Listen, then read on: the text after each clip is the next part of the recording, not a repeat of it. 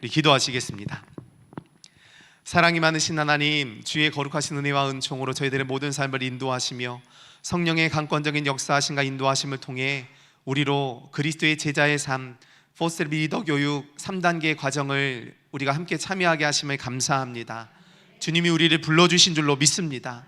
또한 주님이 우리와 함께 하시는 줄로 믿습니다. 우리의 삶을 통해 우리의 인생 가운데 최고의 주인이 되어주시는 주님을 바라보며 믿음으로 순종하는 거룩한 결단이 있게 하여 주시옵소서. 무엇보다 이 자리에 계신 우리 귀한 성도님들은 우리 광림의 재단의 기둥과 같은 뿌리와 같은 사명을 감당케 하여 주시는 줄로 믿습니다. 그 일을 위하여 나를 쳐 더욱더 주님 앞에 복종시키고 주님께 영광 돌리는 거룩한 삶이 될 수 있도록 구별하시며 각자의 섬김과 헌신과 봉사와 사랑의 자리에서 주님의 마음을 시원케 하는 놀라운 하나님의 백성들의 삶이 될 수 있도록 인도하여 주시옵소서. 육신의 필요함을 잠시 내려놓고 주님의 말씀을 함께 나누기 위하여 이 자리에 섰사오니 선생님께서 늘 동행하시며 하나님 나라의 영광 가운데 귀히 쓰임받는 거룩한 삶이 되도록 인도하여 주시옵소서. 주님 사랑 감사드리옵고 모든 말씀 예수님의 이름으로 기도하옵나이다. 아멘. 할렐루야. 예. 오늘 이 자리에 계신 우리 모든 성도님들의 삶 가운데 하나님의 은혜와 평강이 함께 하시기를 간절히 축원합니다.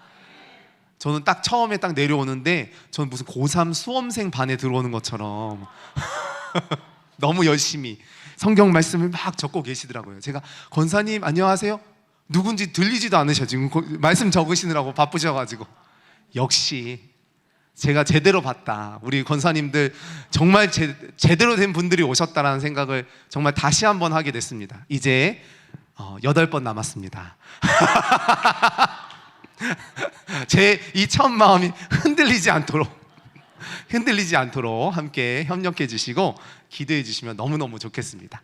오늘 우리가 지난 시간 내용을 이렇게 뵈니까는 우리 지난 시간에 안 보이셨던 분들도 계신 것 같아서 지난 시간 내용을 잠깐 조금 요약을 해드리고 함께 새롭게 말씀을 들어가려고 하는데요. 네, 말씀을 들어가려고 하는데 지난주에 저희가 살펴보았던 내용이 무엇인가 하면 제자가 무엇이냐라고 하는 서두의 내용을 제가 말씀을 드렸습니다. 제자는 영어로는 disciple 그리고 헬라어로는 마르티스라고 말씀을 드렸죠. 이 마르티스라고 하는 말 안에는 순교자라고 하는 큰 범위의 의미가 담겨져 있다라는 것입니다. 그러니까 제자는 곧 예수 그리스도의 십자가의 사랑을 경험하고 단순히 따르는 자 그리고 배우는 자의 차원을 뛰어넘는다라고 말씀을 드렸죠. 단순히 그 가르침을 배우거나 따르는 수준을 뛰어넘어서 그대로 받아들이고 자기의 삶에서 어떻게 해석해 나아가느냐 그리고 자기의 인생 속에서 어떻게 행동하며 살아가느냐에까지 나아가는 것이 바로 제자의 모습이며 과정이다 라고 말씀을 드렸죠. 그러면서 우리가 함께 나눴던 지난주 말씀의 내용이 바로 선택과 결단이죠. 선택과 결단에 대한 이야기를 함께 나누었습니다. 그러니까 예수님을 따르면서 섬기는 우리가 성숙한 제자가 되기 위해서 성숙한 제자가 되려면 우리를 넘어뜨리려고 하는 세상의 모든 도전들이 있다 말씀을 드렸죠. 세상의 도전이 우리를 자꾸만 넘어뜨리려고 한다라고 말씀을 드렸는데 이것이 어떤 도전이었는가? 바로 하나님이 없는 세상, 하나님이 계시지 않는 세상이라는 거죠. 그러니까 인간을 신뢰하는 것, 그리고 인간을 너무 신뢰하다 보니까 인간의 지혜와 지식에 너무 추종하다 보니까 과학주의로 발전해 나아가는 것, 거기에서 물질주의, 세속화의 과정에 대해서 설명을 해드렸고요. 그리고 또 하나의 과정은 바로 우상, 우리가 지난 시간에 좀 깊이 나누었던 우상에 관련된 이야기였습니다. 오늘날의 시대는 우상의 시대라는 거죠. 그래서 팀 켈러 목사님의 이야기를 제가 전해드렸는데 딱 저것만 있으면 내 삶이 더 나아질 것 같다라고 생각되는 것들이 우상이다 이렇게 말씀을 드렸죠. 그러니까 단순히 이 우상 숭배의 근원이 무엇이냐, 사실은 인간에게는 누구나 욕구라는 것이 있습니다. 그리고 이 욕구가 잘못된 방향으로 나가게 되면 탐욕이 되는 건데요, 이 욕구라고 하는 것은 정당한 인간으로서 누릴 수 있는, 인간이 가질 수 있는 정당한 어쩌면 권리 같은 거죠. 그러니까 정상적인 범위 안에서, 정상적인 테두리 안에서 우리가 배가 고프면 밥을 먹어야 되는 거죠. 그리고 졸리면 잠을 자야 합니다. 배가 고픈데도 안 먹고 버티다 보면 신경질이 나요. 잠을 자야 되는데 안 자고 버티다 보면 괜히 옆 사람들한테 짜증 섞인 말이 나가더라고요. 그러니까 이것이 정당한 범위 안에서, 정상적인 욕구의 범위 안에서 성취되어지는 것은 너무나 자연스러운 일입니다. 그런데 이것이 잘못된 방향으로 자꾸만 바뀌더라는 것입니다. 범위를 이탈해버리는 거죠.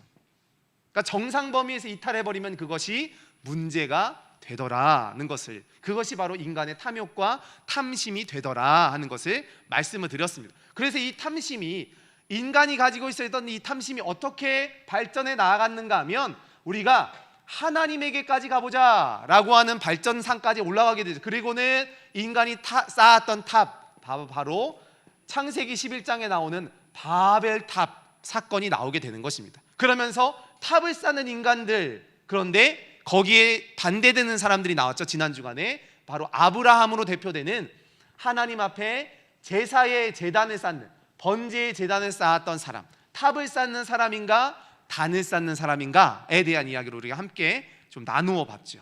그러니까 인간의 탐욕과 욕구로 인하여서 인간은 끊임없이, 그러니까 정상적인 범주를 자꾸만 넘어가려고 한다는 것입니다. 그러면 우리는 하나님이 기뻐하시는 삶의 자리에까지 나아가기 위해서 어떻게 살아가야 할 것인가, 어떤 믿음과 신앙을 가지고 나아가야 할 것인가, 이 부분에 대해서 우리가 함께 나누었습니다. 지난 주간에 우리가 함께 나눴던 얘기가 마태복음 16장 24절 말씀 가운데 보니까 이런 말씀이 나와 있죠. 자기를 부인하고 자기 십자가를 지고 나를 따라야 한다. 자기를 부인하고, 같이 한번 따라해 볼까요? 자기를 부인하고 자기 십자가를 지고 나를 따를 것이니라. 그 앞에 전제되어지는 한 구절이 나오던데 무엇인가 하면요, 누구든지 나를 따라오려거든, 그러니까 누구든지 나를 따라오려거든 자기를 부인하고 자기 십자가를 지고 나를 따라야 한다. 분명하게 말씀하시죠.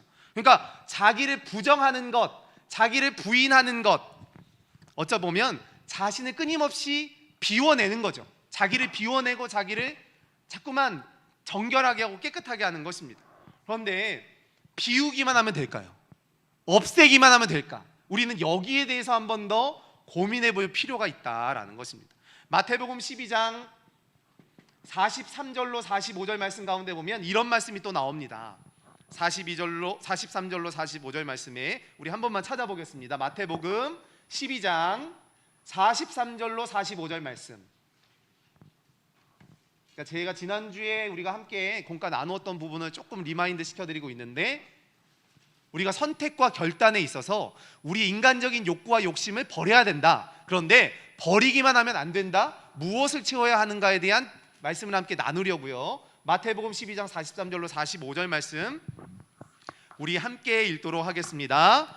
더러운 귀신이 사람에게서 나갔을 때에 물 없는 곳으로 다니며 쉬기를 구하되 쉴 곳을 얻지 못하고 이에 이르되 내가 나온 내 집으로 돌아가리라 하고 와보니 그 집이 비고 청소되고 수리되었거늘 이에 가서 저보다 더 악한 귀신 7을 데리고 들어가서 거하니 그 사람의 낮은 형편이 전보다 더욱 심하게 되었느니라.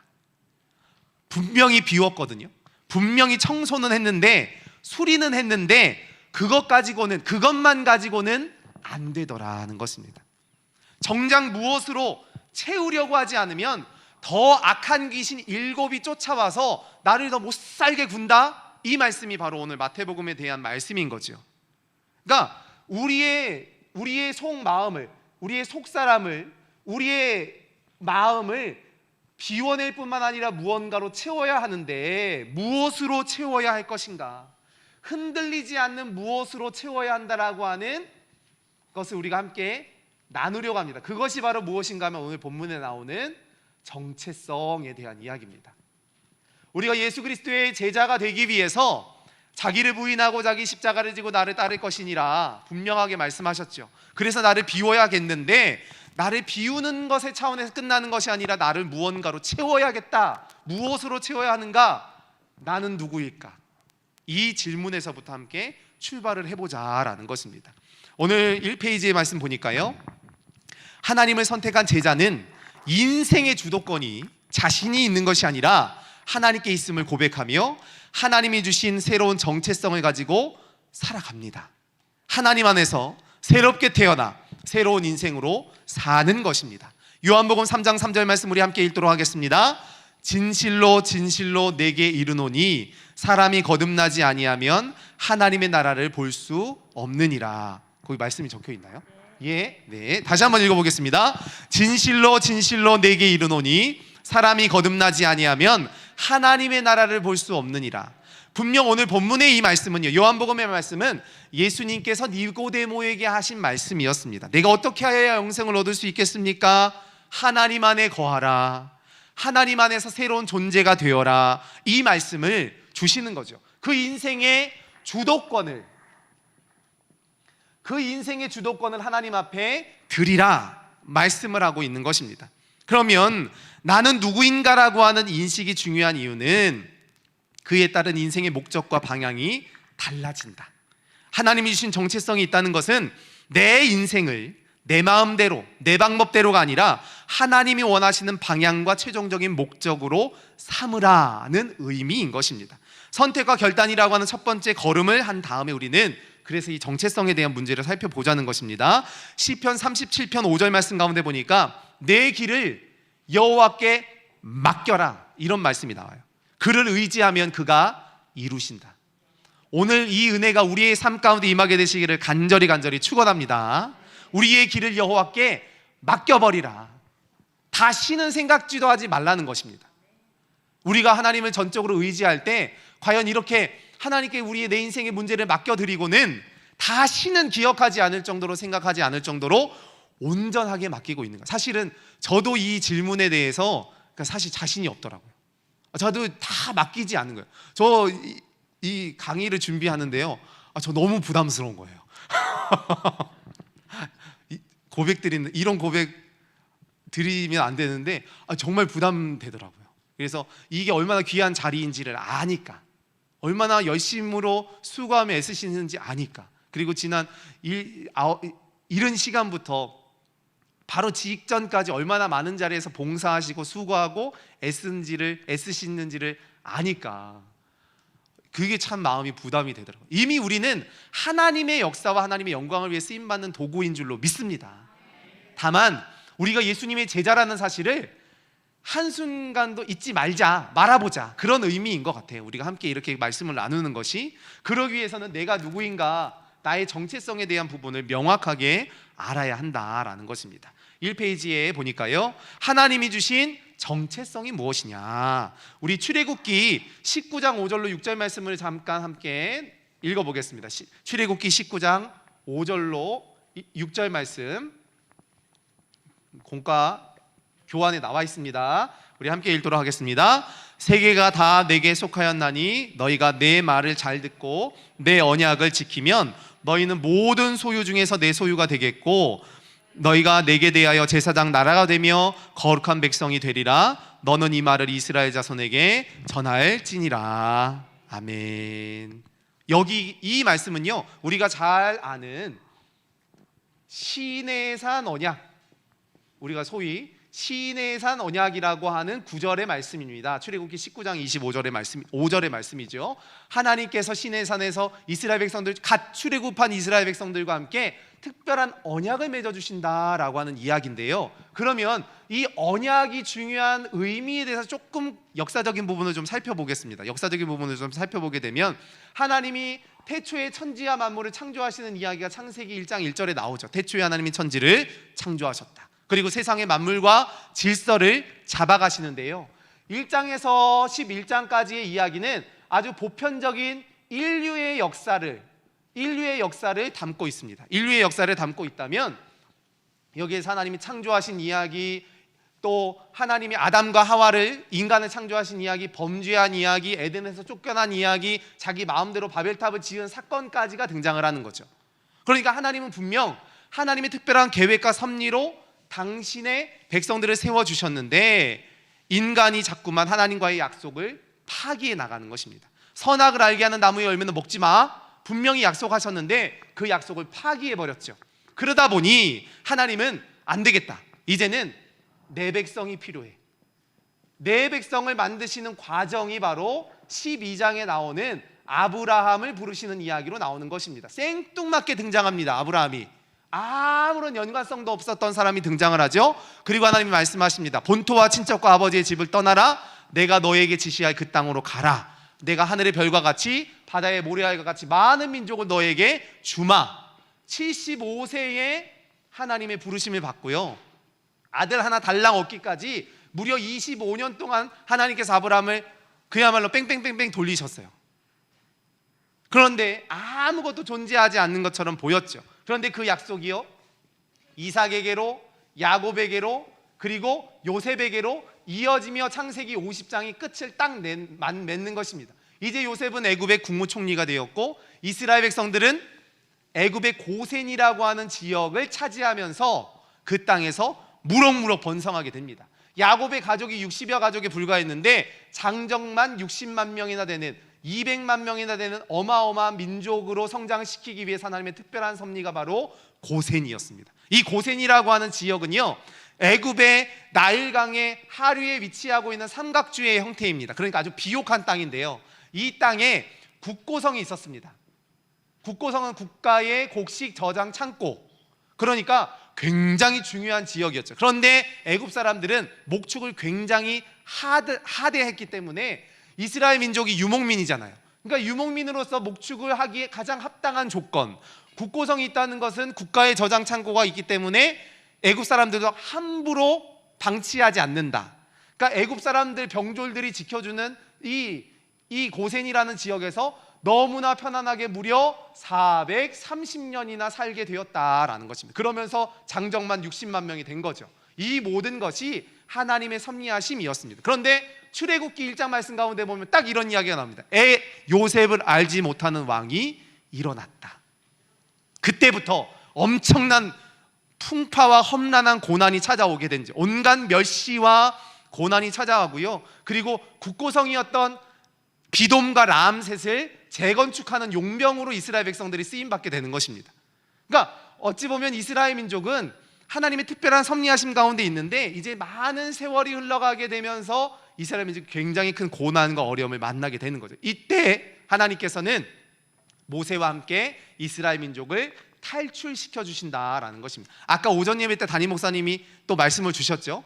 또 특별히 이 너무나 감사하게 정체성에 대한 이야기가 나왔어요. 그리고 출애굽기에 대한 이야기가 나왔는데 이 출애굽기 430년의 시간이 지나는 동안 하나님의 백성들이었음에도 불구하고 하나님이 누군지, 하나님의 뜻이 뭔지, 내가 누구인지 아무것도 모르는 애굽의 종이 되었습니다. 애굽의 종으로 430년을 살았기 때문에 이제는 하나님이 이 애굽의 때를 벗겨내야 되는 거예요.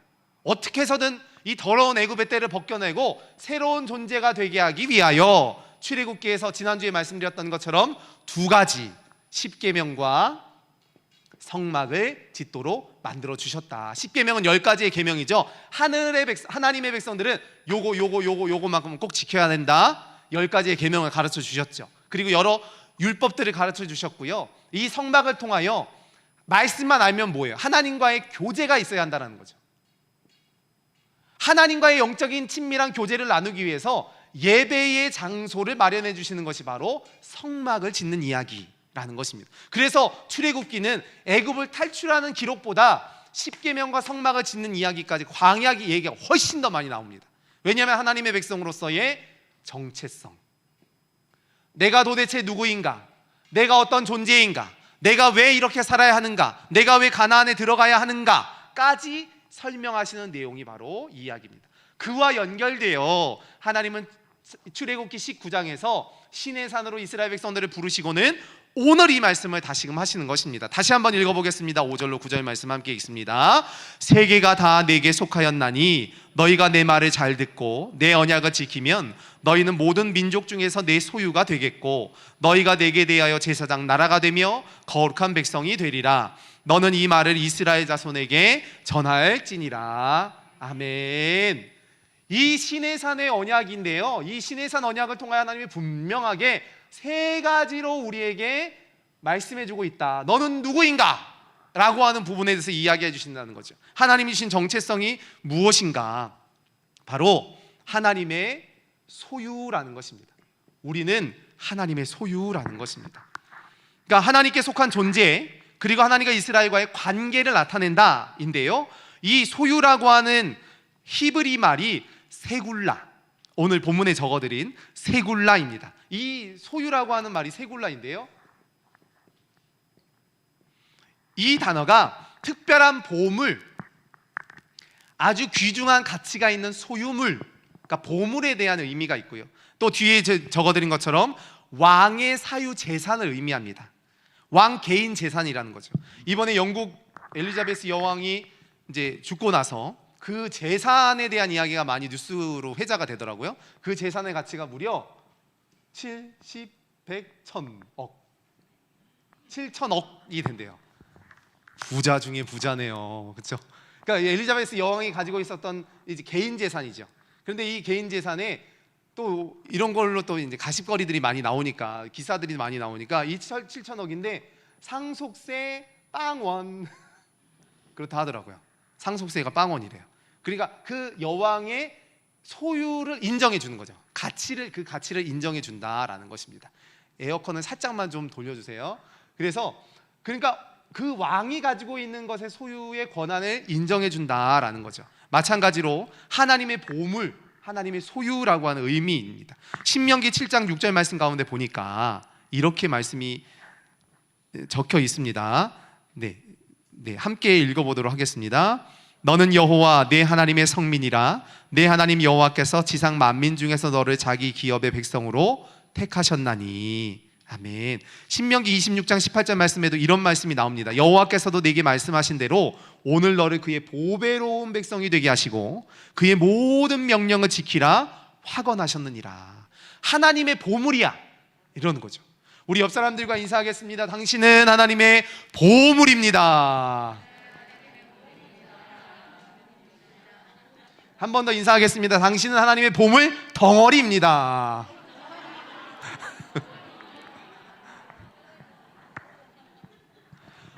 그냥 보물 하니까 너무 좋잖아요, 기분이.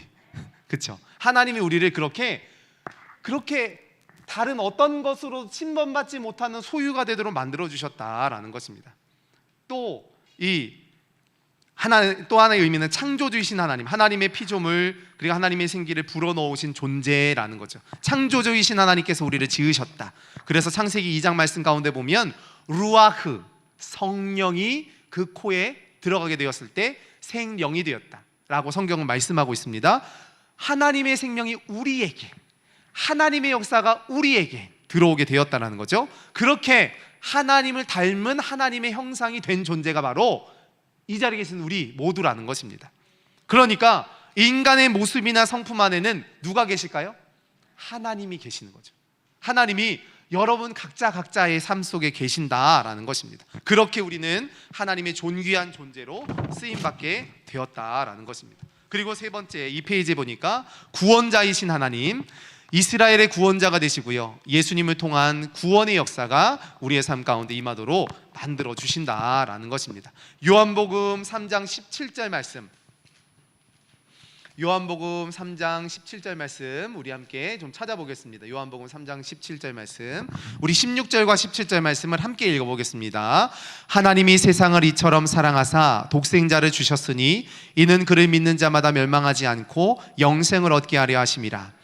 하나님이 그 아들을 세상에 보내신 것은 세상을 심판하려 하심이 아니요 그로 말미암아 세상이 구원을 받게 하려 하심이라. 아멘.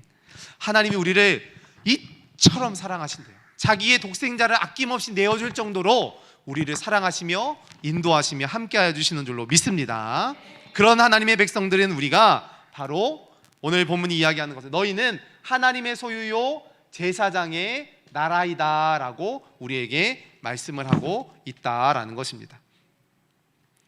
출애굽기 19장 6절 말씀에 너희가 내게 대하여 제사장 나라가 되며 거룩한 백성이 될 것이다 라고 말씀을 하시는데요, 제사장 나라라고 하는 것은 신앙은 하나님과 나와의 관계에서부터 출발한다는 의미고요, 결국에는 그것이 나와 다른 사람들과의 관계로 이어져야 한다라는 의미인 것입니다. 그러니까 나 홀로 신앙이 아니라는 거죠. 우리가 함께 더불어가는 신앙의 삶이 되어야 한다라는 것입니다. 그러기 위해서 하나님께서 특별히 이스라엘 백성들에게 성막을 아까도 말씀드렸던 것처럼 주시는데요, 이 성막은 출애굽기에 2번 등장합니다. 출애굽기 25장에서부터 등장하고 또 35장 말씀부터 이렇게 등장을 하게 되는데, 이것이 청사진 2번 나오지만 이거는 실제 건축 과정까지 다 등장하는 부분이 나옵니다. 그러니까 청사진에 하나님이 딱 보여주시는 내용을 그대로 지어가는데, 35장의 말씀 이하의 말씀 가운데 보면 모세가 하나님이 명하신 대로 행하였더라, 아까 담임 목사님 말씀 주셨던 것처럼 모세가 하나님이 명하신 대로 행하였더라 라고 하는 구절이 매 절마다 반복돼서 나와요. 나중에 보시면 아시겠지만 39장 40장 말씀에 마지막에 성막 봉헌식을 하게 되는데, 그러니까 하나님의 말씀에 그대로 순종하면서 이것은 곧 하나님께 온전한 예배를 드리기 위한 장소라는 것입니다. 그래서 저희가 CBS TV에서 성막에 관련된 부분을 조금 영상으로 만든 영상이 있어가지고 함께 잠깐 보도록 하겠습니다. 전도사님 CBS 먼저 보여주시면 됩니다. 보이시나요, 권사님?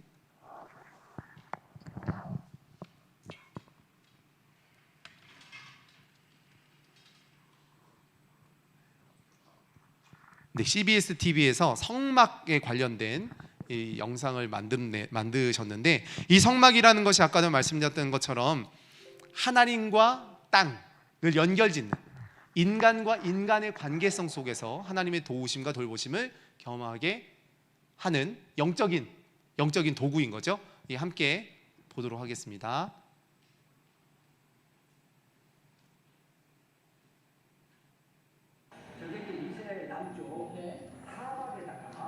만든 성막 모형이에요. 사막에다가 1대1을 만든 거예요. 1대1 축소해서 만든 게 아니고 그 모양 그대로. 그래서 이스라엘 백성들이 실제로 광야에서 친 성막 모양의 그 분위기를 다 알 수 있어요. 뭐 실내다 만든 것도 아니고. 그 옆에 이제 시집나무도 보이고 있고. 네. 저 이제 안에서 이렇게 보면은 저는 뒤에 이게 천막 쪽에 있죠. 저기가 이제 그 성소와 지성소. 지금 저 보이는 것은 바깥에 이 제단 뿔, 번제단 뿔. 일단은 보세요. 번제단 뿔이에요. 세상에. 그 제목이. 그리고 성소 아까 성소 안에 들어가면 그 앞에가 지금 이제 성소인데, 성소에 있는 오른쪽에 떡상에 진설병상 6개씩 2줄로 되어 있어요. 6개씩 2줄로 되어 있고, 마시는 문 담는 것도 있고 그대로 이제 6개씩이고, 그 다음에 왼쪽에는 등대예요. 등대. 7가지 가지가 아몬드 나무예요. 살구나, 한국 성경에는 살구나무 되는데 아몬드 나무 모습으로 이렇게 조각을 해놨어요. 저기다 이제 불을 밝히는 거죠. 어려운. 그러면 저거는 이제 분향단. 성세 들어가면 딱 정면에 있어요. 분향. 향을 피우는 거. 향을 피우는 거. 그리고 저기에도 역시 뿔이. 내 모퉁이에 뿔이 지금 있고, 부삽도 있죠. 향이니까 숯이나 재. 그다음에 이제 그 안에다가 대제사장의 모습. 의상을 저렇게 대제사장인데 가슴에는 12보석. 12지파를 상징하는 12보석의 흉패에다가 이렇게 매달아서 모습을 보고 있어요. 저희가 대제사장만 들어갈 수 있는 게 아니에요. 예, 지성소. 1년에 딱 한 번 보거든요. 네. 지성소만 들어갈 수 있는 거고요. 그 다음에 이제 머리에는 2번을 썼어요. 거룩한 하나님 앞에 하는 것이. 그런데 저기서 지성소에서 저기 지성소도 들어가는 거예요. 성소에서 지성소. 예, 저는 아무나 들어가면 죽어요. 그럼 목사님 지금 들어가시는 거 아니세요? 들어가면 죽죠. 의상을 입으시겠어요. 근데 죽는데 안 죽도록 예수님께서 지성소에 돌아가시고. 그래서 지금 저기 그 가운데 보면 성서 지성소 지금 커튼은 여기 커튼이 예수님의 육신이에요. 세상에. 예수님의 육신을 십자가에 돌아가심으로 말하면 저 커튼을 찢어버렸어요. 그렇죠. 그러니까 우리도 들어가도 되는 거야. 성서는 저희 육신이라고. 네. 그래서 들어가도 여기 안에 성소에 지금 예수님 때문에 예수님의 죽으심으로 저 커튼을 찢어버린 거예요. 휘장이다. 자 이제 지성소로 이제 들어갑니다. 네. 안 죽었어요. 네. 지성소는 커튼을 열고 저게 법궤예요. 오. 처음 보셨죠? 네. 정말 처음 봐요. 법궤가 저기 있어요. 저 법궤가 있고요. 그 다음에 이제 저 법궤 안에 네. 법궤 안에 저기 열렸죠 잠깐? 오, 네네. 법궤 안에서 뭐가 있냐면 지금 이렇게 보는 것처럼 아론의 쌍난 지팡이. 맞아요. 그 다음에 십계명 불. 네. 있네요. 여기. 그 다음에 나무 저게 이제 아까 봤던 만나는 저 법궤 안에다. 네. 그림으로 저건 이제 그림으로 네. 하는 거고요. 그리고 이제 그 성도 지성도 밖에는 저기 좀 동그란 거 있죠? 네. 그게 이제 물도. 우리가 이제 동영상이라 네. 그래도 그 분위기가 그런 얘기인데 네, 네, 여기까지 보도록 하겠습니다. 네. 그래도 조금 이게 이스라엘에 실제적으로 제작이 되어 있는 성막의 모형 그대로 우리가 성경에 나와 있는 수치대로 그대로 만들어져 있는 성막 그 모습을 설명을 해주신 거거든요. 이거 보면서 저도 영상 보면서 조금 이해하는 게 우리가 기존에 또 이제 출애굽기 말씀을 배우면서 또 이제 접해 보았지만 이렇게 영상을 보면서 이해하는 게 조금 더 쉬울 것 같아서 이렇게 좀 보여드렸습니다. 그러니까 이 성막이 존재하는 이유는 바로 하나님과 인간들 사이에 하나님과 사람 사이에 그런 온전한 영적 예배의 관계를 위해서라는 거죠. 하늘과 땅을 잇는 것. 그러니까 제사장의 가장 중요한 직무는요, 하늘과 땅을 이어주는 중보자입니다. 첫째로 함께 있습니다. 백성들을 가르치는 일을 했다는 거죠. 두 번째로 함께 있습니다. 백성들이 하나님께 제사 드릴 수 있도록 돕는 일. 세 번째로 이스라엘의 속죄를 위하여 지성소로 나아가는 일. 대제사장은 대속죄일에 딱 한 번, 아까도 얘기 나왔던 것처럼 1년에 딱 한 번만 대제사장이 들어갈 수 있는, 그런데 아까도 그냥 들어갈 수 없죠. 이 대속죄일에 들어가기 위해서는 제사장 스스로도 자신의 죄를 먼저 정결하게 하고 난 다음에 들어갈 수가 있었고요. 혹여 모르는 사태에 대비해서 긴 끈 그리고 방울을 이렇게 그 두루마기에다가 달아가지고 그것이 움직일 때마다 소리가 들릴 수 있도록 했죠. 그리고 만약에 혹시 거기서 이제 돌아가셨다 하면 줄로 이렇게 들어갈 수는 없으니까 줄로 지지 끌어서 이게 끄집어내는 그런 역할까지 했다라는 거지. 그만큼 그러니까 성별된 장소, 그러니까 인간이 차마 범접할 수 없는 구별된 장소라고 하는 영적인 의미를 우리에게 말씀해 주는 것입니다. 그런 우리가 만인의 제사장, 중세 카톨릭에서는 우리가 사제라고 하죠. 사제와 일반 성도들은요 엄격하게 구별된 존재였고요, 상하의 계급 구조라고 생각을 했습니다. 사제는 높은 사람, 성도는 낮은 사람. 그래서 사제를 통해서만 하나님께 자신의 죄를 고백할 수 있는 고해성사, 뭐 이렇게 이야기를 하죠. 그렇게 한다고 이야기를 했었는데, 이제는 그러니까 예수 그리스도의 십자가의 사랑으로 말미암아 우리가 구원받고 하나님의 거룩한 자녀가 되었기 때문에 우리는 예수님의 이름으로 사제를 거치지 않고 직접적으로 하나님 앞에 기도를 올릴 수 있는 제사장이 된 것입니다. 그것이 바로 만인이 제사장이다라고 하는 만인 제사장설이죠. 세 번째로 세상을 하나님께로 인도하는 존재가 바로 우리들, 바로 제자, 제사장의 직무는 바로 중보라는 것입니다. 마태복음 28장 19절로 20절 말씀, 마태복음 28장 19절로 20절 말씀 우리 함께 읽도록 하겠습니다. 그러므로 너희는 가서 모든 민족을 제자로 삼아 아버지와 아들과 성령의 이름으로 세례를 베풀고 내가 너희에게 분부한 모든 것을 가르쳐 지키게 하라. 볼지어다 내가 세상 끝날까지 너희와 항상 함께 있으리라 하시니라. 아멘. 주님이 우리와 항상 함께 하시겠다라고 말씀을 하신다라는 것입니다. 그리고 또 하나의 우리의 정체성이 나오는데요, 바로 우리가 거룩한 하나님의 백성이라는 것입니다. 거룩한 하나님의 백성이라는 거죠. 하나님의 본질적인 속성은요, 거룩함. 이 거룩함이라고 하는 얘기가 아까 말씀드렸던 것처럼 코데시라고 이야기를 하는데, 이 코데시라고 하는 말은 구별되다, 성별되다 라고 하는 의미가 있습니다. 내가 선 곳은 거룩한 곳이니 내 발에서 신을 벗으라. 이 말씀이 바로 이 코데시, 하나님의 주권이 하나님의 주권과 통치가 임하는 장소라는 것입니다. 그 장소적인 개념이라고 한다면, 그러기에 너희도 거룩하라, 내가 거룩하니 너희도 거룩하라 말씀하십니다. 그러면 이 거룩에는요, 두 가지의 차원이 있다라는 것입니다. 이 두 가지의 차원이 무엇인가 하면, 하나는 예배, 그리고 일상. 예배는 곧 하나님과의 관계인데, 이것은 수직적, 거기다 적으시면 됩니다. 수직적인 관계이고요. 일상의 모든 관계는요, 수평적. 이 페이지 맨 하단에 있는 예배와 일상, 거기에 보면 예배가 무엇이냐, 하나님과의 관계이다. 이것이 바로 수직적인 관계라는 거고요. 그리고 일상이 무엇이냐, 바로 수평적, 이웃과의 관계를 수평적으로 이야기한다라는 거죠. 그렇게 우리가 거룩하게 구별된 존재로 우리가 이 세상에 보냄을 받았다라는 것입니다.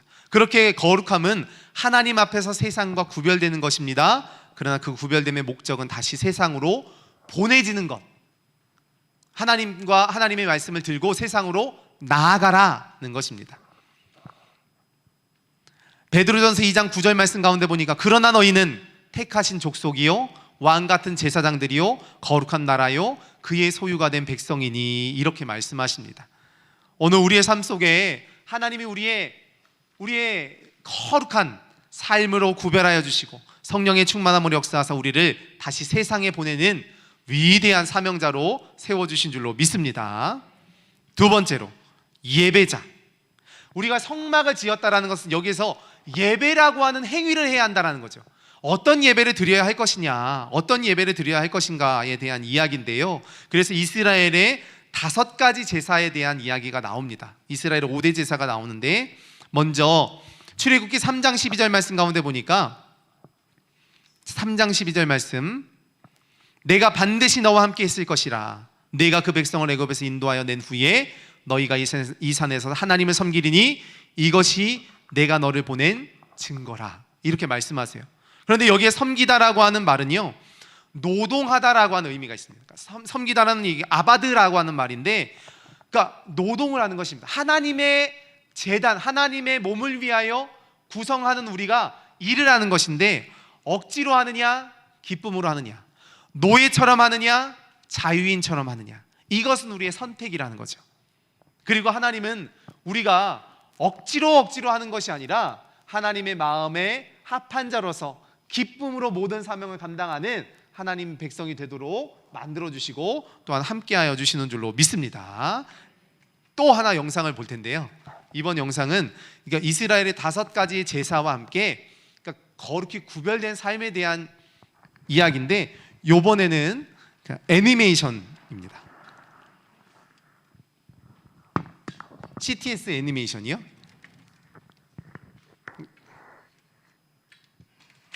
이스라엘 5가지 제사에 대한 이야기를 제가 잠깐 좀 보도록 하겠습니다.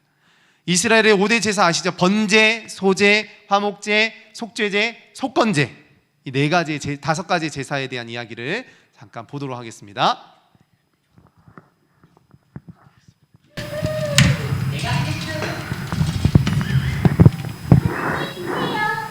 소리를 좀 키워주세요.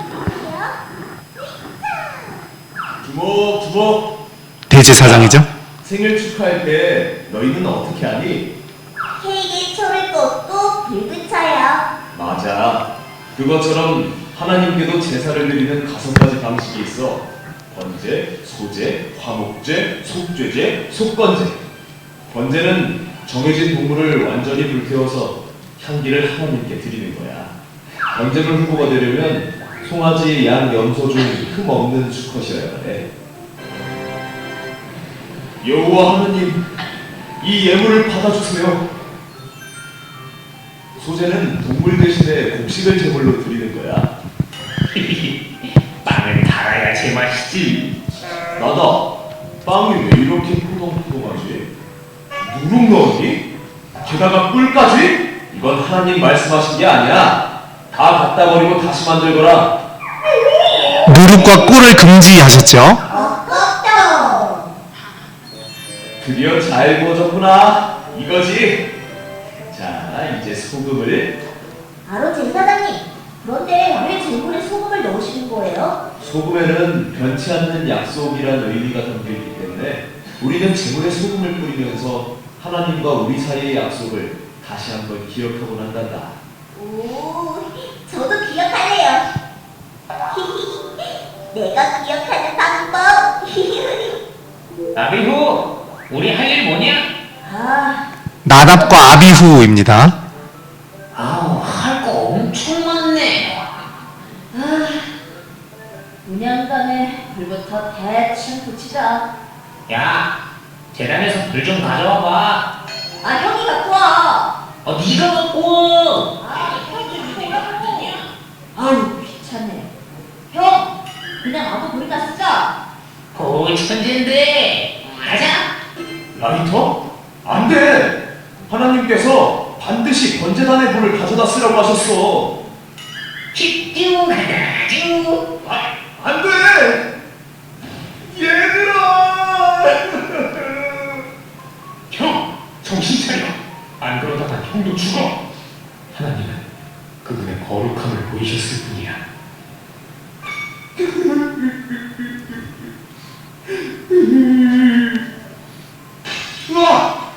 아론아, 너와 네 아들들이 생소로 들어갈 때는 절대 술을 마시면 안 된다. 왜요? 술을 마시지 않아야 거룩한 것과 그렇지 않은 것 잘 분별할 수 있어. 이것 말고도 너희는 죽은 신체 만져서도 안 되고 머리가 수염을 밀어서도 안 돼. 몸에 상처를 내서도 안 되지. 왜 우리 가족한테만 엄격하세요? 너희가 거룩하지 않다면 내 집도 금세 더럽혀지고 말 거야. 내가 늘 거룩한 것처럼 너희도 그만큼 거룩하게 살아가야 한단다. 네, 하나님 말씀이 맞아요. 순종하겠습니다. 아, 그리고 모세야. 네, 너한테 제일 소중한 날은 뭐지? 저는 제 생일이요. 농담이고요. 저는 이집트에서 탈출하면서 장자가 죽는 제한을 무사히 넘어갔던 날이요. 오, 나도 그렇단다. 너희가 나와 함께했던 날을 잊지 않고 기억했으면 좋겠어. 이 중에서도 6월절, 오순절, 초막절만이라도 아주 특별하게 보내자. 이집트 노예로 살던 삶에서 구원받았던 6월절, 신의 산에서 여러 계명을 받았던 오순절, 성막을 짓고 나와 함께하기 시작했던 초막절. 어때? 네, 하나님 잊지 않고 지킬게요. 네, 알겠습니다. 네. 우리가 이스라엘 백성들이 성막을 통하여 하나님 앞에 5가지의 제사를 통해 하나님께 예배하는 모습을 우리가 살펴보았는데요. 이 예배라고 하는 것이, 그러니까 지난 시간에 말씀드렸던 것처럼 최고의 가치를 하나님 앞에 올려드리다. 하나님 앞에 올려드리는 우리의 마음과 믿음의 고백을 의미하는 것입니다. 그래서 번제는 우리 함께 읽겠습니다. 전체를 태워 모두 바치는 수직적 헌신의 제사입니다. 아까 영상에 나왔던 것처럼 소나 양이나 염소, 또 가정 형편에 따라서는 비둘기도 괜찮았죠. 그러니까 차별이 없는 제사였죠. 속죄의 은혜를 깨닫는 제사가 바로 번제입니다. 누구든지 하나님 앞에 나와서 예배드릴 수 있었고요. 소제는 유일한 곡식의 제사입니다. 곡식의 제사에, 그러니까 누룩이나 꿀을 바르지 않았기 때문에 아까 진설병 떡상 나와 있는 것처럼 떡이 부풀지 않았죠. 그냥 그 모습 그대로 거룩성을 의미하는 것입니다. 그리고 자기의 수학이나 아니면 모든 것이 하나님의 것임을 하나님 앞에 고백하는 거죠. 그리고 소금은 변치 않는 한결같음을 의미하고요. 화목제는 감사의 제사인데 이것은 수평적, 번제와의 차이점은 수평적이라는 거죠. 그래서 나눔이 가능했습니다. 그래서 잔치를 벌여서 공동체의 사람 구성원들과 함께 나눌 수 있었던, 그런데 여기에서는 그러니까 비둘기는 안 되죠. 나눌 수가 없으니까. 그리고 속죄제는 죄와 부정결함을 해결하기 위한, 그리고 속건제는 다른 누군가의 피해를 준, 그러니까 재산상의 손해를 끼친 것에 대한 배상의 제사가 바로 이 속건제라는 것입니다. 이렇게 5가지의 제사를 드리는데 4페이지의 말씀 가운데 보니까 이 과정이요, 적극적인 예배였다라는 것입니다. 그러니까 번제를 드리러 딱 오면 죄를 지은 사람, 그러니까 제주가 있죠. 제주가 제사장 앞에 나옵니다. 그럼 제주의 역할이 있고 제사장의 역할이 다르게 있다라는 것을 말씀해 주고 계세요. 그러면서 제사를 드리는 사람, 담당자라고 하는 부분이 나오죠. 안수 후 도사라는 것은 제사 드리는 사람, 그러니까 직접 제물을 끌고 온 사람이 자기의 죄를 안수하고 자기가 죽이게 되어 있습니다. 그리고 그것을 이 제사장에게 주게 되는 거죠. 그럼 제사장은 제단에 피를 뿌리고, 또 제사 드리는 사람이 가죽을 벗기고 각을 뜨고, 제사장은 제단에 고기 덩어리를 올리고, 제사 드리는 사람은 내장과 정강이를 손질하고, 제사장은 그것을 다시 올려서 태웁니다. 그러니까 여기에 보면 굳은 일은 다 죄 지은 사람이 했어요. 굳은 일은 다 제물을 가져온 사람이 담당했다는 것입니다. 제사장은 그저 그 죽인 제물을 올려서 태우는 역할만 했다라는 것입니다. 우리가 주의 몸된 제단을 위해서 수고하며 애쓰는 귀한 사명들을 감당하고 계신데, 이것이 사실은 하나님께 드리는 온전한 예배의 모습이 맞다는 거죠. 우리의 섬김과 희생이 사실은 필요하다라는 것입니다. 그 섬김과 희생을 하나님이 온전히 받으셔서 우리의 삶을 끝까지 사랑으로 인도하시며 함께하여 주시는 줄로 믿습니다. 수동적인 것이 아니라 적극적인 마음과 믿음으로 나아가자. 세 번째로, 예배는 십자가 대속의 의미가 담겨져 있다라는 것입니다. 그래서 구약의 예배는 하나님을 향한 수직적인 헌신과 이웃을 향한 수평적인 나눔이 아름답게 조화를 이루는 예배였습니다. 그리고 삼위일체 하나님 중심의 예배의 가장 중요한 원리가 있다면 하나님이 중심이라는 거죠. 첫째로 성부 하나님께 영광, 월십이라고 하는 단어가 최고의 가치를 하나님께 돌리며 그분을 찬양하는 것. 시편 47편 6절 말씀 우리 함께 읽어보겠습니다. 찬송하라, 하나님을 찬송하라. 찬송하라, 우리 왕을 찬송하라. 너무 간단하죠. 찬송하라, 하나님을 찬송하라. 찬송하라, 우리 왕을 찬송하라. 이것이 우리가 드리는 온전한 예배의 모습이라는 것입니다. 두 번째로, 성자이신 하나님 예수님을 기억하는 거죠. 기독교는 예수님과 그분의 사건으로 시작되었습니다. 그분을 통해 이루신 하나님의 구원을 교회는 기억하고 감사하며 예배합니다. 그래서 여기에서 기억하다라고 하는 단어가요, 기억하다라고 하는 단어가 기념하다라고 하는 의미가 담겨져 있습니다. 예수님의 사건을 마음에 새겨 놓는 거죠. 예수님이 이 땅 가운데 오신 이유를 마음으로 깨닫는 것입니다. 그렇게 될 때 나에게 주신 하나님의 뜻을 발견할 수 있더라. 나를 통해 일하신 하나님의 역사를 신뢰할 수 있더라. 그러면 그것이 무엇이 되겠습니까? 내가 누구인가? 나라고 하는 존재를 하나님이 왜 이 땅에 보내어 주셨고 왜 우리를 세워 주셨는가를 깨달을 수가 있다라는 것입니다. 요한복음 14장 6절 말씀, 너무 유명한 말씀인데요. 14장 6절 말씀 우리 함께 있습니다. 예수께서 이르시되 내가 곧 길이요 진리요 생명이니 나로 말미암지 않고는 아버지께로 올 자가 없느니라. 사도행전 4장 12절에서도요, 다른 이로서는 구원을 받을 수 없나니 천하 사람 중에 구원을 받을 만한 다른 이름으로 우리에게 주신 일이 없음이라 하였더라. 내가 곧 길이요 진리요 생명이라 하셨는데, 이 의미는 유일한 길이요, 유일한 진리요, 유일한 생명이라는 것입니다. 그래서 기독교는요, 너무 죄송하게도 타협이 안 되는 것입니다. 이 구원의 길만큼은요, 우리가 예수 그리스도로 인하여 하나님의 거룩한 자녀가 되고 구원받는다는 이 분명한 사실만큼은 타협이 안 되는 거예요. 우리가 예수님을 믿어야만 구원받고 예수 안에 있어야만 하나님의 백성이 되기 때문에 그렇습니다. 오늘 우리의 삶 속에서도 이 분명한 믿음과 신앙으로 끝까지 주님 앞에 나아가시기를 간절히 축원합니다. 5페이지. 이제 삼위일체 하나님의 성령 하나님이 우리와 임재하신다, 함께 하신다는 거죠. 예배는 영적인 사건이기 때문에 성령 하나님이 늘 함께 하셔야 합니다. 교회는 성령의 역사를 세워졌고 성령을 따라 예배하고 세상으로 향하였습니다. 성령이 우리 안에 계시는 이유는요, 그러니까 우리가 온전한 예배를 통해 하나님을 만나고 그 하나님을 들고 나아가는 거죠. 하나님의 사랑을 세상 가운데 전하는 역할과 사명을 감당해야 한다라는 것입니다. 하나님이 오늘 우리를 그래서 그렇게 불러주신 줄로 믿습니다. 그래서 우리가 기다리던 고대하고 고대하던 10월 총력 전도의 달이 드디어 다음 주부터 짜잔 하고 열리는 것입니다. 너무 기다려 오셨잖아요. 막 웃음이 날 정도로 기다려 오셨죠. 지금 너무 좋아하시는 모습들에 제 마음이 벅찹니다. 다들 우리 특별히 포스텝 리더 교육이 1단계에 계신 분, 3단계에 계신 우리 귀한 성도님들은요, 진짜 한 번씩은 전도하셔야 될 것 같아요. 아멘입니다. 정말로 우리에게 맡겨진 사명이 내가 받은 은혜와 사랑을 세상에 전하는 것이기에 그 복음 전함을 통해 하나님의 큰 기쁨이 되도록 만들어주시는 줄로 믿습니다. 광림교회가 전도 안 하면 누가 전도하겠어요? 오늘날 맞아요. 소는 누가 키우겠어요? 우리가 키워야 된다는 거. 그래서 하나님께 온전히 예배하는 것이고요. 그래서 포스트랩 리더 교육 듣는 것입니다. 그래서 유한겔리온 전도학교 듣는 것이고, 그래서 속회 선교회 하는 거잖아요. 우리가 복음을 전하고 귀한 사명 감당하기 위해서. 그래서 우리는 삶으로 하나님 앞에 예배를 드립니다. 마가복음 12장 30절 함께 읽습니다. 내 마음을 다하고 목숨을 다하고 뜻을 다하고 힘을 다하여 주 너의 하나님을 사랑하라. 다하다, 모든 것을 올려드리는 것입니다. 내 모든 뜻을, 내 모든 목숨을, 내 모든 힘을 다하여, 마음을 다하여 하나님 앞에 올려드리는 것입니다.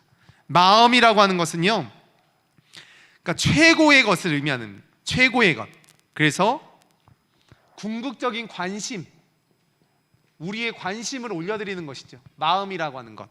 그리고 목숨이라고 하는 것은 우리의 생명이죠. 우리의 생명까지도, 우리가 받은 바 은혜를 기억하며 생명까지도. 뜻이라고 하는 것은 모든 우리의 욕망, 우리의 갈망, 우리의 욕망까지도 하나님 앞에 올려드릴 수 있는 마음. 힘이라고 하는 것은 우리의 모든 가진 것, 내가 가지고 있는 것을 통해서 하나님 앞에 영광 돌리는 삶을 살아야 한다라고 하는 의미가 담겨져 있습니다. 그래서 우리가 과연 예배를 드리면서 이렇게 마음을 다하여, 목숨을 다하여, 뜻을 다하여, 힘을 다하여 하나님을 예배하고 있는가? 영과 진리로 드리는 온전한 예배, 하나님은 영이신 예배하는 자가 영과 진리로 예배할 것이다. 사마리아 여인과 예수님과의 대화였습니다. 이 사마리아 여인은요, 예배의 장소가 너무 궁금했어요. 어디서 예배를 드려야 하는가? 조상들은 그리심산에서 예배를 드려야 한다고 하고, 유대인들은 예루살렘 시온산에서 예배를 드린다고 하는데 진짜가 어딥니까 예수님? 이라고 물었죠. 그때 하나님은 영이시기에 물리적인 세계의 범주에서 가둘 수가 없다는 것입니다. 어떤 지역이나 어떤 건물이나 어떤 물리적인 차원에 갇혀있지 않는 분이 바로 하나님이심을 말씀하시는 거죠. 초월하신다라고 하는 의미가 있는 것입니다. 그 대신 우리의 마음을 다해서, 우리의 온 힘을 다해서 진심으로 하나님을 예배하라. 그렇게 영적인 예배를 드리며 나아갈 때 우리가 우리의 몸을, 로마서 12장 1절 말씀 함께 읽습니다. 그러므로 형제들아, 내가 하나님의 모든 자비하심으로 너희를 권하노니 너희 몸을 하나님이 기뻐하시는 거룩한 산 제물로 드리라. 이는 너희가 드릴 영적 예배니라. 구약은 희생제사를 통해서 동물을 죽여서 그 피를 흘리고 하나님 앞에 바쳤다면, 바울은 우리가 살아있는 제물이 되어야 한다, 하나님이 기뻐하시는 거룩한 삶이 되어야 한다는 사실을 분명하게 말씀하고 있는 것입니다. 오늘 우리를 하나님께서 특별한 하나님의 소유로, 제사장 나라로, 그리고 하나님의 거룩한 자녀로 불러주시고 또한 인도하시며 함께하여 주신 줄로 믿습니다. 이 분명한 믿음과 신앙으로 내가 누구인가, 내가 하나님의 거룩한 자녀임을 깨닫는 거룩한 삶이 되시기를 간절히 축원합니다. 우리 요번 주까지만 저희가 현장에서 드렸고요. 3과부터는 저희가 그 질문 Q&A도 교재에 함께 실어 드렸습니다. 오늘 받으신 그 Q&A 내용을 보시고 함께 지금 적는 시간을 잠깐 드리도록 하겠습니다. 그리고 지난 시간처럼 함께 좀 말씀을 나누시고 함께 모이는 시간을 가지려고 하는데요. Q&A 첫 번째, 하나님 안에서 나는 누구인가? 나의 정체성이 무엇인가? 우리가 지금 오늘 나누었던 거 기억하시면서 나는 지금 기쁨으로 예배하고 있는가? 오늘 이 두 가지의 주제, 나는 누구인가? 나는 온전한 예배자인가? 이 두 가지의 주제를 함께 나누었기 때문에 이 부분을 좀 함께 적었습니다. 그리고 오늘 읽은 내용 중에 가장 마음에 와닿는 내용이나 성구가 있는가? 그리고 자신이 그것을 자신의 기도로 바꾸어서 하나님은 이 기도를 어떻게 구체적으로 적용하라고 하십니까? 이과의 내용, 가장 핵심적인 주제의 부분들을 함께 나눴습니다. 그래서 그 부분들을 지금 한번 함께 좀 적어보시고 지난주에 우리가 함께 나눴던 것처럼 올라가셔서 하셔도 되고요. 이제 여기 장소가 넓기 때문에 이 장소에서 군데군데 흩어지셔가지고 선교구별로 진행을 하시면 되겠습니다. 잠깐 이제 적으실 수 있는 시간 한 5분 정도 드리도록 하겠습니다.